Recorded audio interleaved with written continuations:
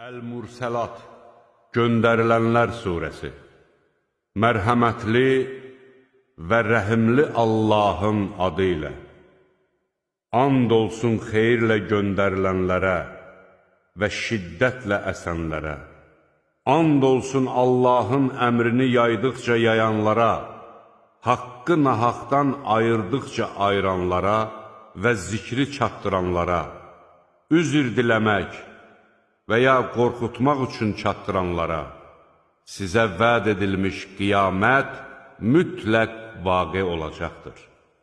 Ulduzlar sönəcəyi zaman, göy yarılacağı zaman, dağlar dağılacağı zaman, elçilərə vaxt təyin olunacağı zaman deyiləcəkdir. Bunlara verilmiş möhlət hansı günə qədərdir? Deyiləcəkdir. Ayırt etmə gününədək.